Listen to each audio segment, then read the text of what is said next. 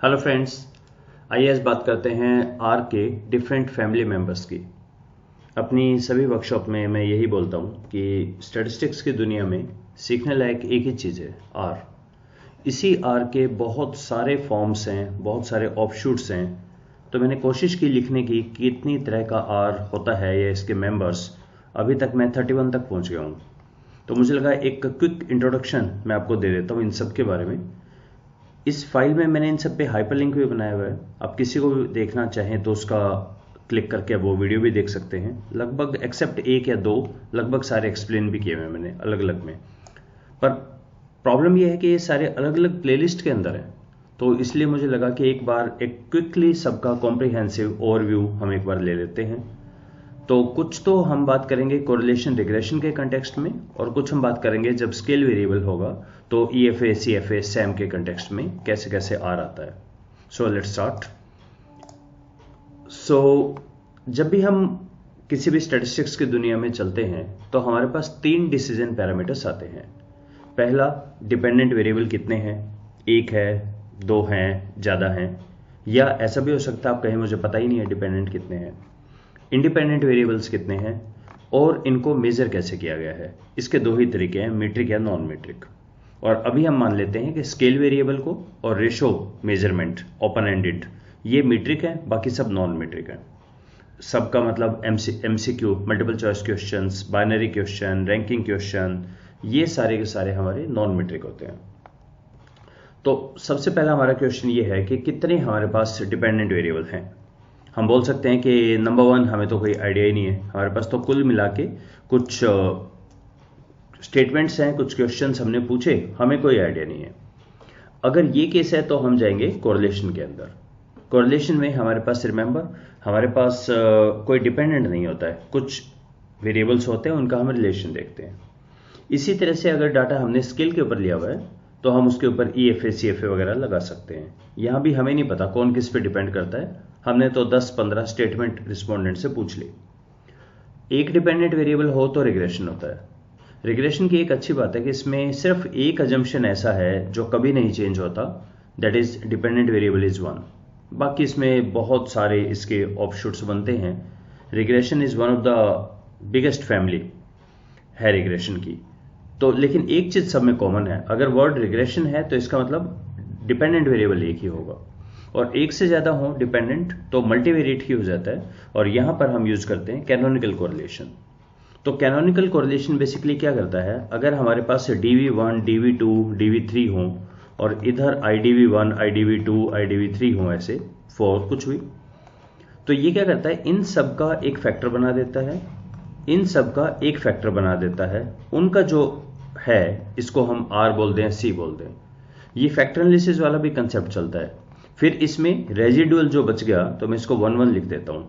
तो 1 2 फर्स्ट का, DV का सेकंड, और यहां पर 2 1 F2 2, इनका कोरिलेशन निकालते हैं। फिर तीसरे का। तो ये सारा कंसेप्ट हमारा कहलाता है कैनोनिकल कोरिलेशन। और हम एक काम करते हैं, हम अपना काउंटर भी शुरू कर लेते हैं। तो ये हमारा फर्स्ट हो गया। जब बहुत सारे इंडिपेंडेंट वेरिएबल का बहुत सारे डिपेंडेंट से आप कोरिलेशन निकालते हैं तो ये कैनोनिकल कोरिलेशन है। और इसको समझने से पहले हमें फैक्टर एनालिसिस बहुत अच्छे से समझ लेना चाहिए। आगे चलते हैं। अगर हम कहें कि केस नंबर 1 लेते हैं, जो कोई आइडिया नहीं है हमें डिपेंडेंट वेरिएबल का, तो क्वेश्चन आता है, अच्छा इंडिपेंडेंट वेरिएबल्स कितने हैं, नंबर ऑफ इंडिपेंडेंट वेरिएबल 2 या 2 से ज्यादा। अगर 2 हैं, यहां पे ही बड़ा चंक आता है कोरिलेशन का। तो देखिए, अब यहां पर हमारी क्वेरीज हैं कि 2 वेरिएबल हैं, हमें कुछ नहीं पता डिपेंडेंट कौन है, इंडिपेंडेंट कौन है। अगर दोनों मीट्रिक हैं तो यानी मेरे पास एक x की सीरीज है, एक y की सीरीज है। यहां हम सबसे पहले लगाते हैं Karl Pearson's coefficient of correlation. ये कैसे निकलता है, बेसिकली हर सॉफ्टवेयर बिना आपसे पूछे इसका ZX निकाल देगा, ZY निकाल देगा, इन दोनों को मल्टीप्लाई कर देगा, ZX इंटू ZY, और इसका एवरेज ले लीजिए, यानी summation of ZX into ZY divided by n, इसका नाम होता है R। तो एक्चुअली यही बीटा होता है। जब भी आप ZX ZY पे काम करते हैं इसका नाम बीटा होता है, और इनके हम रिलेशन को बोलते हैं R। तो बेसिकली हम बोल सकते हैं R ही बीटा है।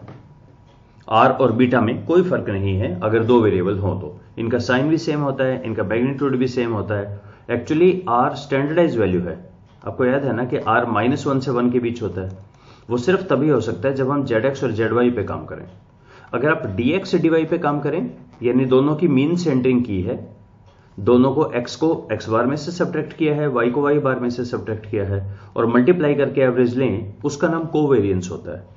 कोवेरियंस एक से बड़ा भी हो सकता है, छोटा भी हो सकता है, पॉजिटिव नेगेटिव कुछ भी हो सकता है, लेकिन आर हमेशा -1 से 1 के बीच होता है क्योंकि हम इनको सिग्मा एक्स सिग्मा वाई से डिवाइड कर देते हैं और तब यह बन जाता है जेड एक्स या जेड वाई। तो आर और बीटा सेम होते हैं एग्जैक्टली। अब हम हमेशा बुक्स में भी लिखा होता है, उसी चैप्टर में पढ़ाते भी हैं स्पीयरमैन, और बहुत सारे लोग एक्चुअली ऐसा सोचते हैं कि कार्ल पियर्सन का ये सब्स्टिट्यूट है। ओके, आइए इसकी बात करते हैं क्योंकि इसकी ज्यादा बात की नहीं जाती है स्पीयरमैन की। अच्छा, एक कंटेम्प्रेरी थे ये, कार्ल पियर्सन थे इंग्लैंड के अंदर और स्पीयरमैन चार्ल्स स्पीयरमैन थे अमेरिका के अंदर 1905 के करीब, और ये वही हैं जिन्होंने फैक्टर एनालिसिस दिया था। ओके, नेक्स्ट है, अगर एक वेरिएबल मीट्रिक हो और एक बाइनरी हो, सिंपल दिया है बाइनरी ही हो, यानी दो ही होंगी इसकी चॉइस। एमसीक्यू नहीं है ये, सिर्फ दो ऑप्शन है, डाइकोटोमस भी बोलते हैं, और कोडिंग भी 0 और 1 ही देंगे उनका।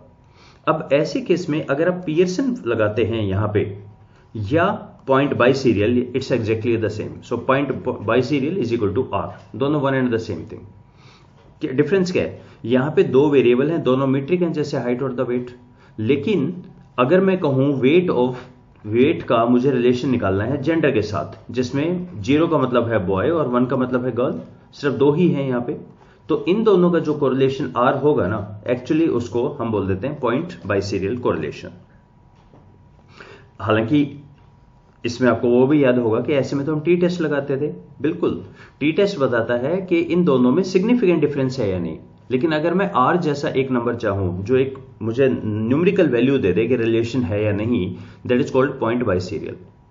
अब यहां एक थर्ड थिंग आती है, दो वेरिएबल हैं, दोनों मीट्रिक हैं, जैसे मैंने कहा कि मार्क्स, और marks depends on number of hours of study, ये भी एक्चुअल आवर्स है और एक्चुअल मार्क्स है। अब मैंने क्या किया, इन आवर्स को कन्वर्ट कर दिया बाइनरी के अंदर, लो और हाई, दो कैटेगरी। 5 घंटे से कम पढ़े तो लो माना जाएगा और ज्यादा पढ़े तो हाई माना जाएगा। इसका कोड 0, इसका कोड 1। तो अब ये दिख रहा है आपको, ये यही बन गया ना पॉइंट बाई सीरियल जैसा, क्योंकि हमने 2 में कोड कर दिया। पर एक्चुअल वेरिएबल मेरा मीट्रिक था जिसको कन्वर्ट किया है, फोर्स किया है मैंने नॉन मीट्रिक के अंदर, इसका नाम हो जाता है बाई सीरियल। तो ये है बाई सीरियल, और जो सिंपल होता ही बाइनरी है उसका नाम होता है पॉइंट बाई सीरियल। नेक्स्ट हमारा आता है कि अगर दोनों वेरिएबल नॉन मीट्रिक हो, तो ये तो क्रॉस टैब में जाता है हमारा। जैसे हम यहां बोलें कि tablet given, tablet not given, no tablet given, cured और नॉट क्योर्ड। यहां पे पेशेंट की बात कर रही है, टैबलेट दी, कुछ को नहीं दी, क्योर हुए, नहीं भी हुए, यहां इनको प्लेसिबो दे दिया। तो इस चीज में कभी आर तो लगेगा नहीं, रिग्रेशन नहीं लगेगा। फिर भी हम दो चीजें निकालते हैं, एक तो हम ऑड्स रेशियो निकालते हैं यहां पे, सेकेंडली इसका हम कोशिश करते हैं एक आर टाइप निकालने का, उसको बोलते हैं फाई, ऐसे रिप्रेजेंट करते हैं इसको, और इसका नाम है फाई। अगर 2x2 टेबल है तो फाई निकालते हैं, और इससे बड़ा हो तो वहां पर निकालते हैं क्रैमर्स वी। तो ये मैंने अलग क्रॉस टेबुलेशन की प्लेलिस्ट में डिटेल में बताया है, फाई और क्रैमर वी का क्या मीनिंग है, कैसे निकालते हैं, इंटरप्रेट कैसे करते हैं। ये सारे हमारे बनते हैं आर के बारे में। आर की ही एक फॉर्म है Pearson, beta, Spearman, point biserial, phi और क्रैमर वी। फिर आता है अगर दो वेरिएबल हों। अब यहां से चीज इंटरेस्टिंग बन जाती है। अगर दो वेरिएबल हैं, जैसे मेरे पास है हाइट और वेट, इनका मुझे रिलेशन चेक करना है, लेकिन मैंने कहा नहीं, इन दोनों पे ना एज का भी फर्क पड़ता है। कि इसमें एक बहुत ही शानदार एग्जांपल है जो हम वर्कशॉप में बात करते हैं कि एक स्टडी में ऐसा पाया गया कि जैसे जैसे बच्चों का वेट बढ़ा, उनका आईक्यू बढ़ता गया। अब बताइए, इसका कोई रिलेशन लग रहा है क्या आपको? जैसे जैसे पार्टिसिपेंट का वेट बढ़ा, उनका आईक्यू हाई मिला, बहुत हाई कोरिलेशन मिला, छोटा मोटा बहुत हाई मिला। तो क्या इससे हम ये बोल सकते हैं वेट से आईक्यू पे इफेक्ट होता है या आईक्यू बढ़ने से वेट बढ़ जाता है? बिल्कुल भी नहीं। तो अब मैं आपसे पूछना चाह रहा हूं, वेट और आईक्यू का एक्चुअल रिलेशन क्या है? अभी एक्चुअल क्या होता है? एक्चुअल का मतलब ये हुआ कि किसी और का इफेक्ट ना हो इसमें। देखिए यहां पे हम क्या करेंगे, इस चीज को ऐसे देखें कि ये है हमारा वेट। जस्ट 1 मिनट, मेरा पेन मुझे लग रहा है मैंने शायद लूज कर दिया, पॉइंटर पेन। ओके, ये है मेरा वेट और ये है आईक्यू। इन दोनों में बहुत ज्यादा, देखिए ये दोनों के अंदर जो रीजन है ना, तो ये जो रीजन है ये इनका कॉमन रीजन है, बहुत हाई है। इसको एक्चुअली इसका नाम होता है आर स्क्वायर। ठीक है, अभी मान लेते हैं ये कॉमन रीजन है। तो बाद में ये पाया गया कि कैसे सेंस कर रहा है कि वेट बढ़ने से आईक्यू बढ़ रहा है, क्योंकि इसके जो पार्टिसिपेंट थे ना वो थे यंग बेबीज। अब यंग बेबी में क्या होता है, जैसे जैसे बेबी की एज बढ़ती है तो बेबी का वेट बढ़ता है, राइट। जैसे जैसे यंग बेबी की एज बढ़ेगी बच्चे का वेट बढ़ेगा, और एज बढ़ रही है तो आईक्यू भी बढ़ रहा है। तो एक्चुअली वेट और आईक्यू में ऐसा कितना रिलेशन है जो एज की वजह से नहीं है? तो वो देखिए ये वाला रिलेशन है, खाली ये वाला।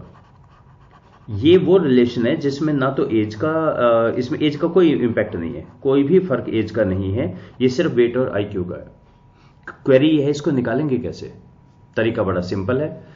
फर्स्ट स्टेप में क्या करेंगे, हम डिपेंडेंट लेंगे वेट को, इंडिपेंडेंट लेंगे एज को, रिग्रेशन रन करेंगे और रेजिडुअल सेव करेंगे। अब रेजिडुअल हमेशा डिपेंडेंट वेरिएबल का सेव होता है, तो ये जो रेजिडुअल आएगा उसको मैं बोल देता हूं जेड ऑफ वेट। जेड ठीक नहीं है नाम इसका, residual of weight. Second step में हम डीवी लेंगे आईक्यू को, आईडीवी लेंगे एज को, रिग्रेशन रन करेंगे और residual of DV that is IQ save कर देंगे। इन दोनों का जो आर है, देखिए रेजिडुअल ऑफ जो वेट है इसमें एज का तो नहीं है ना कोई फर्क, वो तो हमने खत्म कर दिया, इसी का नाम तो रेजिडुअल है। रेजिडुअल मतलब बचा हुआ एज का, जो एज नहीं एक्सप्लेन कर पाया वो पार्ट, जो एज आईक्यू का नहीं एक्सप्लेन कर पाया वो वाला। इन दोनों का जो होगा इसका नाम हम रख देते हैं पार्शियल आर। पार्शियल आर का मतलब है किसी भी थर्ड वेरिएबल के इफेक्ट को खत्म करके, तो इसलिए इसको डिनोट करते हैं R12.3 कि ये जो थर्ड है ना इसके इफेक्ट को खत्म करके। तो ये तब यूज किया जाता है जब हमारे पास कंसेप्ट होता है कंट्रोल वेरिएबल का। कंट्रोल वेरिएबल जब भी होगा तब हम यूज करने वाले हैं पार्शियल आर को। तो ये एक्चुअल रिलेशन बताता है दो का, और बहुत सारे लोग ये बोलते हैं partial correlation is the starting point of the multiple regression. इससे पता लगता है कि होगा क्या अंदर। ठीक है, तो अगले केस पे बात करते हैं और हम अपना काउंटर रखें चालू। So 2 is the Pearson, 3 is the beta, 4 is Charles Spearman, point biserial is 5th, biserial 6th, 5 का नंबर मैं इकट्ठा ही मान रहा हूं 7, पार्शियल कोरिलेशन 8। ओके, तो आगे चलते हैं। जब हमारे पास एक डिपेंडेंट वेरिएबल हो यह बनती है रिग्रेशन फैमिली। कितने इंडिपेंडेंट वेरिएबल हैं? इंडिपेंडेंट वेरिएबल एक, नाम सिंपल। इंडिपेंडेंट वेरिएबल एक से ज्यादा, नाम मल्टीपल। डिपेंडेंट हमेशा एक होता है, इसमें कोई डाउट नहीं है। जब हमारे पास अब क्या होगा, एक x है एक y है, और हम बेसिकली लिखना चाह रहे हैं y is equal to a plus b x.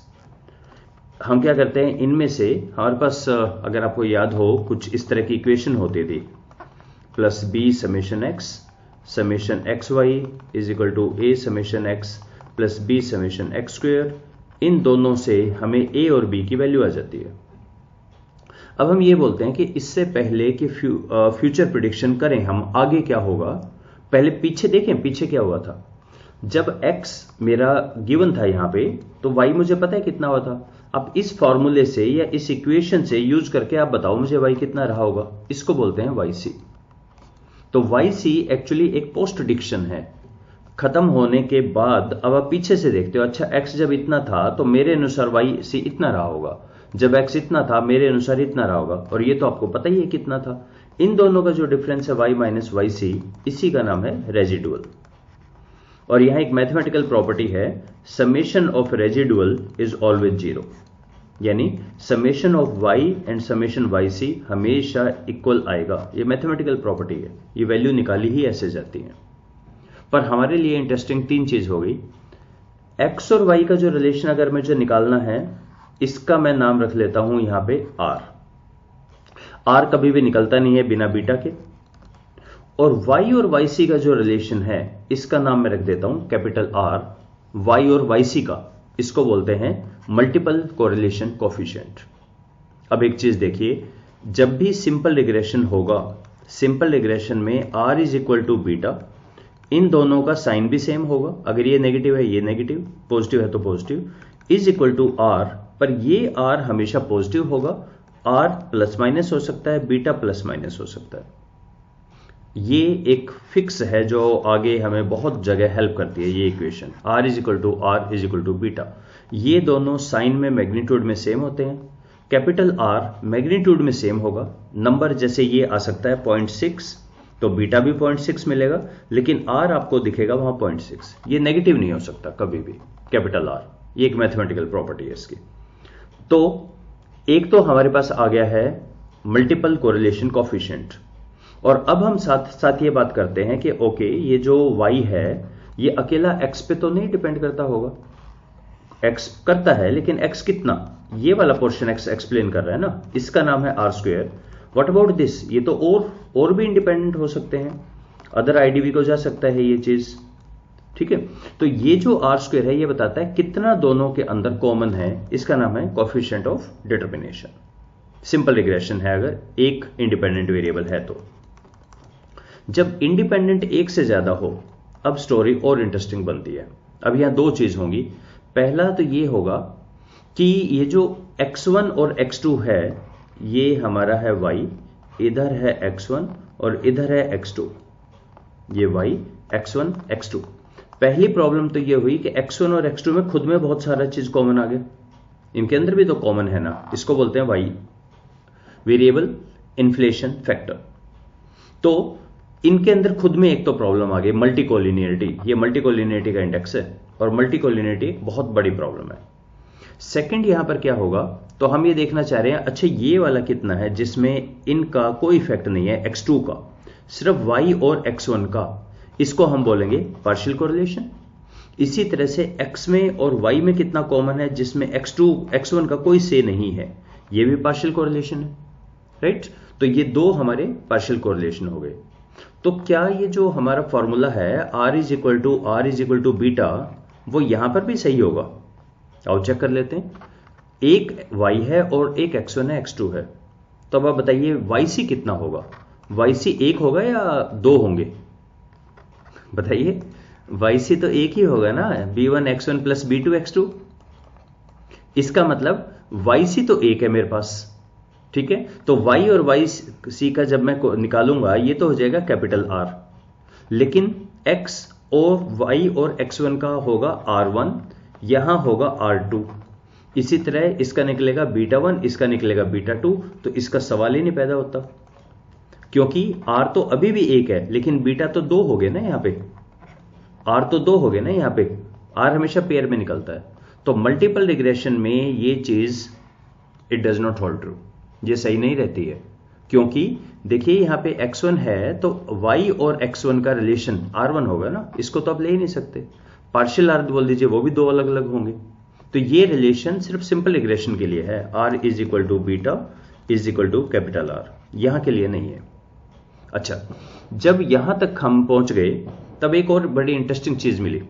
Interesting चीज ये मिली, अगर मैं इसको ग्राफ में समझाऊं, इंडिपेंडेंट वेरिएबल और R स्क्वायर का जो ग्राफ है ना, वो तकरीबन ऐसा चलता है। इसका मतलब जैसे जैसे इंडिपेंडेंट वेरिएबल आप बढ़ाते जाइए, ये 2 है, 3 है, 5 है, 10 है, R स्क्वायर बढ़ता ही जाएगा। उसके बाद थोड़ा सा कम बढ़ेगा पर बढ़ता जाएगा हमेशा। तो अब ये तो बड़ी परेशानी होगी, यानी आप कुछ भी गार्बेज उठा के किसी भी चीज को इंडिपेंडेंट वेरिएबल बना दो, R स्क्वायर इंप्रूव हो जाएगा, बढ़ जाएगा। और ये हुआ एक्चुअली में 1945 या 48 के करीब साउथ अफ्रीका में एक पर्सन ने 49 इंडिपेंडेंट वेरिएबल लेके रिग्रेशन रन कर दिया और उसका R स्क्वायर आ गया 0.999। तो प्रॉब्लम क्या हुई वहां पे, जब भी इंडिपेंडेंट वेरिएबल आप बढ़ाओगे तो R स्क्वायर तो बढ़ ही जाएगा, इसीलिए उसको एडजस्ट करना पड़ा। एडजस्टेड R स्क्वायर हमारा ऐसा चलेगा, यानी जब ये गिरने लग जाए तब मतलब इतने ऑप्टिमम है, इसके बाद आप गार्बेज यूज कर रहे हो, ये है एडजस्टेड R स्क्वायर, ये है R स्क्वायर। यानी जब जब आप आईडीवी बढ़ाएंगे आर स्क्वायर हमेशा बढ़ेगा, एडजस्टेड एक लेवल तक बढ़ेगा, उसके बाद वो नहीं बढ़ेगा। आज इस चीज को हम क्या बोलते हैं, स्टेप वाइज रिग्रेशन। सॉफ्टवेयर इसी पे काम कर देता है सीधा बैठ के, लेकिन 48 60s में तब लोग सारे कर करके देखते थे, तो ये बोलते थे अच्छा यहां तक जितने किए वो काम किए, इसके बाद आप जो यूज कर रहे हैं वो गार्बेज वेरिएबल आपने ऐड कर दिया है। सो जब मल्टीपल रिग्रेशन की बात करते हैं तो पार्शियल कोरिलेशन आ जाता है, बेहतर समझने के लिए कि अंदर हो क्या रहा है। और एडजस्टेड आर स्क्वायर का ही एक फैमिली मेंबर है। और VIF, ये VIF तो बहुत बड़ी समस्या है। इसके बाद सारी की सारी समस्या सिर्फ एक्चुअली VIF की ही है। तो हम अपना काउंटर देखें, काउंटर ये 9 हो गया है, capital R square, partial R पीछे में गिन चुका हूं, दोबारा नहीं ले रहा, एडजस्टेड आर स्क्वायर और VIF। ठीक है, एक डजन हो गए हैं हमारे आर के members. So we can stop here, और अगले में हम बात करते हैं स्केल अगर हो तब क्या क्या इश्यूज आते हैं और वहां आर किस तरह से हमारे सामने आता है। Will continue it in the next video. Let's stop here, thank you.